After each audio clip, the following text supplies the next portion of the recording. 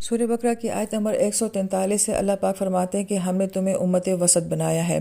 اس آیت مبارکہ میں جعلہ کا لفظ استعمال کیا گیا ہے۔ جعلہ کا مطلب ہوتا ہے کسی چیز سے کسی دوسری چیز کو بنا لینا، مثلا لکڑی سے فرنیچر کو بنا لینا۔ تو لکڑی ایک رف مٹیریل ہوتا ہے، لیکن اس سے کس قدر خوبصورت فرنیچر جو ہے وہ تعمیر کیے جاتے ہیں۔ تو گویا کہ کسی چیز کو بہت خوبصورتی دے دینا، سٹائل دے دینا، انداز دے دینا، یہ معنی جعلہ کے اندر پایا جاتا ہے۔ اور اللہ پاک فرماتے ہیں کہ ہم نے تمہیں بنایا ہے، تو گویا کہ اس امت کو ایک خاص انداز میں بنایا گیا ہے، خاص شیپ میں بنایا گیا ہے، اور ایک خاص سوچ اور خاص معیار کے ساتھ بنایا گیا ہے۔ پھر آیت مبارکہ میں امہ کا لفظ استعمال کیا گیا ہے، اور امہ کہا جاتا ہے ایسی جماعت کو جس کا کوئی مقصد ہو، جس کی کوئی سوچ ہو، جس کی کوئی منزل ہو، جو ایک نقطے کے اوپر اکٹھی ہو، اس کو امہ کہا جاتا ہے۔ لہٰذا یہ لفظ بھی اپنے اندر بہت خوبصورتی رکھتا ہے کہ ہمیں ایک ایسی امت کہا گیا ہے کہ جس کا زندگی میں کوئی مقصد ہوتا ہے، جس کی کوئی سوچ ہوتی ہے، جس کا کوئی ٹارگٹ ہے، جس کی کوئی منزل ہے۔ پھر آیت مبارکہ میں وسطاً کا لفظ آتا ہے جو کہ وسط سے ہے، اور وسط کہا جاتا ہے کسی چیز کا درمیانی حصہ۔ عربوں کے ہاں جو چیز کسی چیز کا وسط ہوتی تھی وہ اس چیز کا بہت خاص، خوبصورت، نفع والا اور نفیس حصہ ہوتی تھی۔ لہٰذا وہ جس چیز کو بھی بہت خوبصورت، بہت اعلیٰ، بہت نفیس دیکھتے تھے وہ اس کو وسط کہا کرتے تھے۔ تو گویا کہ یہ یہاں پہ کنسیپٹ دیا جا رہا ہے کہ یہ امت ایسی ہے کہ جو کہ بہت صلاحیت والی، بہت قدر والی، بہت اہمیت والی، بہت خوبصورت، بہت حیرت انگیز امت ہے۔ پھر علماء کرام یہ فرماتے ہیں کہ لفظ وسط کو جو ہے گرامر کے لحاظ سے مصدر کی صورت میں لایا گیا ہے، یعنی کہ مصدر کو سمجھنا چاہیے کہ جو لفظ مصدر ہوتا ہے اس کے اندر بہت وسعت ہوتی ہے، اس کے اندر آئیڈیا ہوتا ہے، اس کے اندر سوچ ہوتی ہے۔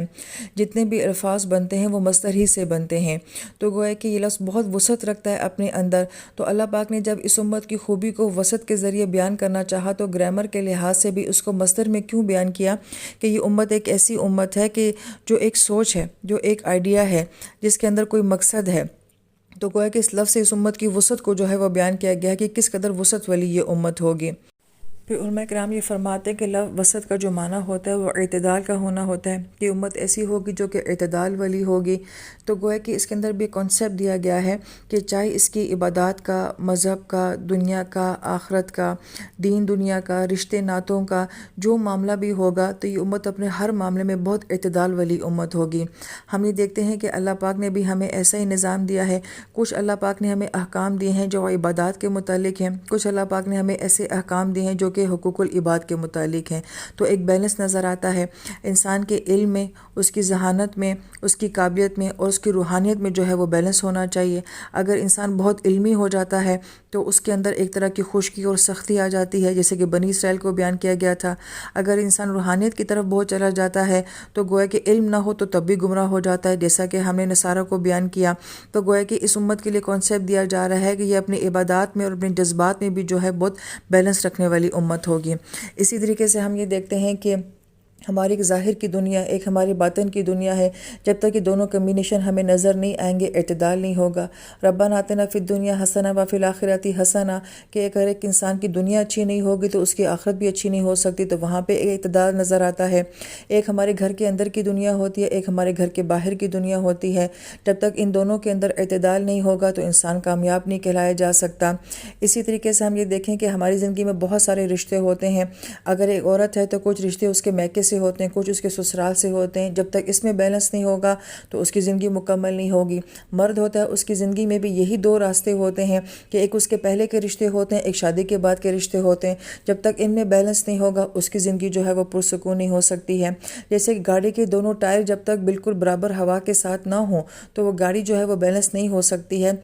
تو یہی مثال ہماری زندگی کے ہر معاملے میں آتی ہے کہ ہمیں ہر طریقے سے جو ہے وہ بیلنس رہنے کا حکم دیا گیا ہے۔ ایون بعض علماء کرام نے آیت مبارکہ کو یوں بھی بیان کیا ہے کہ اگر آپ دنیا کے لحاظ سے دیکھا جائے تو ہمیں دنیا میں دو طرح کے سسٹم نظر آتے ہیں، یا ہمیں کمیونزم نظر آتا ہے جہاں پہ انفرادیت کو بہت اہمیت دی جاتی ہے کہ انسان جو کچھ بھی اپنی زندگی میں کماتا ہے وہ اپنی ذات کا خود مالک ہے، وہ سب اس کا اپنا ہوتا ہے، کسی دوسرے کو دینا اس کے اوپر لازم نہیں ہوتا۔ یا پھر ہمیں کیپٹلزم نظر آتا ہے کہ وہاں پہ کہا جاتا ہے کہ جو کچھ بھی انسان کماتا ہے، جو کچھ بھی اس کے پاس ہوتا ہے وہ گورنمنٹ کا ہوتا ہے، وہ اداروں کا ہوتا ہے، اس کا اپنی ذات کا کچھ بھی نہیں ہوتا۔ اس کے برعکس ہمیں اسلام جو نظام دیتا ہے تو اس میں کہا جاتا ہے کہ انسان جو کچھ بھی اپنی زندگی میں کماتا ہے وہ اس کی جائیداد بھی بنتی ہے، وہ اس کی وراثت بھی بنتی ہے، انفرادی طور پہ بھی اس کی اہمیت دی جا رہی ہے، اور اجتماعی لحاظ سے کہا جاتا ہے کہ اس نے زکوٰۃ بھی دینی ہے اور اس نے عشر بھی دینا ہے، اس نے صدقہ بھی دینا ہے۔ تو گویا کہ ایک ہمیں اجتماعی نظام بھی نظر آتا ہے۔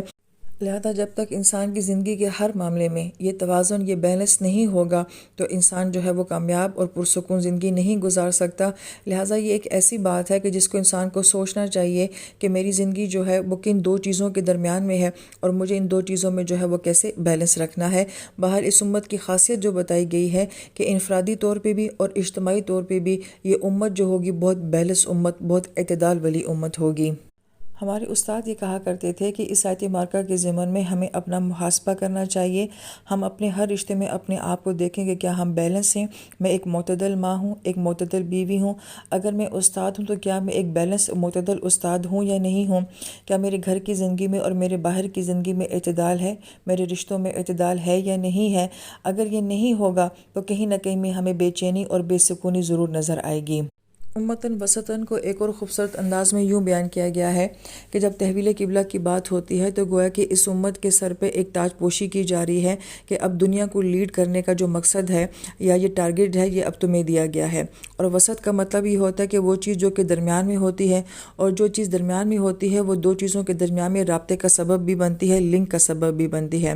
لہٰذا اللہ تعالیٰ نے جب اپنی بات، اپنے پیغام کو اپنے بندوں تک پہنچانا تھا تو اس کے لیے دو راستے جو ہیں وہ استعمال کیے گئے تھے۔ ایک راستہ ملک کا اور دوسرا راستہ بشر کا، یعنی کہ اللہ پاک فرشتوں کے ذریعے اپنے رسولوں تک پیغام پہنچاتے تھے اور رسول وہ پیغام آگے لوگوں تک پہنچاتے تھے۔ آپ صلی اللہ علیہ وآلہ وسلم کے بعد چونکہ اب کوئی نبی نہیں آنا، اس کا مطلب ہے کہ اب کسی ملک یعنی کہ فرشتے نے بھی نہیں آنا، یہ سلسلہ اب منقطع ہو چکا ہے۔ تو اب اللہ کے پیغام کو لوگوں تک پہنچانے کے لیے اور نبی علیہ السلام کے پیغام کو لوگوں تک پہنچانے کے لیے بلکہ کل انسانیت تک پہنچانے کے لیے اب تمہیں یعنی کہ جو امت محمد صلی اللہ علیہ وآلہ وسلم ہے اس کو وسط کیوں بنایا گیا ہے، اس کو اب لنک دیا گیا ہے کہ اب یہ امت جو ہے اللہ کے پیغام کو لوگوں تک پہنچانے کے لیے واسطہ بنے گی، نبی کے پیغام کو پہنچانے کے لیے، نبی کو جو ہے انسانیت کے ساتھ جوڑنے کے لیے یہ امت اب ایک لنک کا کام کرے گی۔ تو ایک بڑا خوبصورت معنی ہے کہ اس امت کا اب ٹارگٹ اور مقصد کیا ہے کہ یہ لنک بنے، یہ ایک واسطہ بنے کہ جس سے یہ لوگوں کو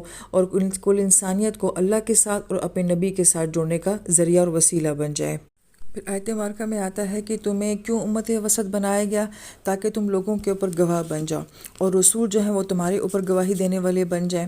یہ مسئلہ قرآن پاک میں جو بیان کیا گیا ہے یہ بہت اہمیت کا حامل ہے۔ یہاں پہ لفظ جو شاہدہ استعمال کیا گیا ہے اس کا ایک معنی بیان کیا جاتا ہے گواہی دینا، دوسرا معنی اس کا بیان کیا جاتا ہے مدد کا، کیونکہ جو شخص موقع کے اوپر موجود ہوگا، حاضر ہوگا، وہی تو پھر آپ کی مدد بھی کر سکے گا۔ اور تیسرا اس کا معنی ہوتا ہے دیکھنا، اس لیے کہ جو موقع پر موجود ہوتا ہے، جو واقعے کو اپنی آنکھوں سے دیکھتا ہے، پھر وہی شخص بھی جو ہے وہ گواہی دیتا ہے۔ اب اس آیت مبارکہ میں کہا گیا ہے کہ تمہیں لوگوں کے اوپر جو ہے وہ گواہ بنایا جائے گا۔ تو بڑی پیاری بات علماء کرام یہ فرماتے ہیں کہ انسان کا جب بھی دل چاہے اللہ تعالیٰ سے بات کرنا تو وہ کسی وقت بھی اللہ تعالیٰ سے بات کر سکتا ہے، لیکن اگر اللہ تعالیٰ چاہتے ہیں اپنے بندوں سے بات کرنا تو اللہ تعالیٰ بندوں سے براہ راست بات نہیں کرتے۔ اس کے لیے نظام یہ ہے کہ اللہ پاک نے درمیان میں ذریعہ بنایا ہے فرشتوں کو یا پھر نبیوں کو، کہ اللہ پاک فرشتوں کے ذریعے نبیوں سے کلام کرتے ہیں اور پھر نبیوں کے ذریعے اپنے بندوں سے کلام کرتے ہیں۔ لہٰذا اللہ تعالیٰ کی بات بندوں تک پہنچانے کا ذریعہ کیا بن رہے ہیں فرشتے، تو فرشتے تو کسی قسم کی کوئی کوتاہی نہیں کرتے، کمی نہیں کرتے، اس لیے کہ وہ ایک ایسی مخلوق ہے جس کے اندر نہ کرنے کی صلاحیتی نہیں ہے اور غلطی کرنے کی صلاحیتی نہیں ہے۔ دوسری بات رہ جاتی ہے انبیاء کی، تو انبیاء جو ہیں وہ بھی اللہ تعالیٰ کا پیغام انتہائی انصاف اور ایمانداری سے لوگوں تک پہنچا دیتے ہیں۔ یہ ناممکن بات ہے کہ کسی نبی کے بارے میں یہ بات کہی جائے کہ انہوں نے اللہ کا پیغام جو ہے وہ صحیح طریقے سے مخلوق تک نہیں پہنچایا، کیونکہ یہاں پہ انہوں نے صرف پیغام پہنچایا نہیں ہے بلکہ اس پیغام کے اوپر عمل کر کے بھی دکھایا ہے، یعنی کہ نبی جو بات کرتے تھے ساری زندگی اس بات کے اوپر عمل کر کے بھی دکھاتے تھے۔ تو محض گیونگ میسج نہیں تھا بلکہ لیونگ میسج بھی تھا، کہ جو کہتے تھے وہ ساری زندگی کر کے ڈیمو دے کے لوگوں کو سمجھا کے بتا کے پھر وہ دنیا سے رخصت ہوا کرتے تھے۔ یہاں پہ ایک بہت اہم نقطہ یہ ہے کہ اگر فرض کریں یہ محال ہے، جو کہ ناممکن بات ہے، اگر یہ سمجھا جائے کہ کسی نبی نے اپنی امت تک جو ہے وہ پیغام نہیں پہنچایا تو بھئی اس صورت میں امت پہ کسی قسم کا کوئی الزام نہیں آئے گا، سارا قصور جو ہوگا نعوذ باللہ کس کا ہوگا، نبیوں کا ہوگا، جو کہ ناممکن بات ہے۔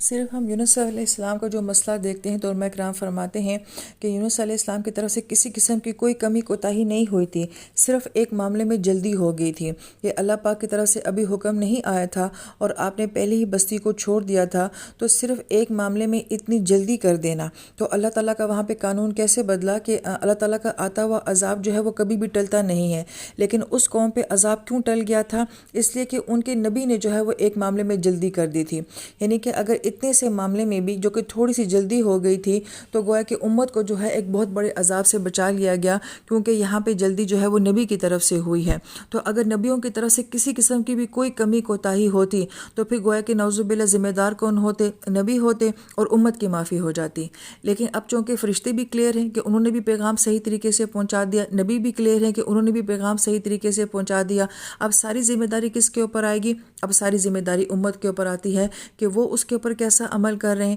اور وہ اس پیغام کو آگے پہنچا رہے ہیں یا نہیں پہنچا رہے ہیں۔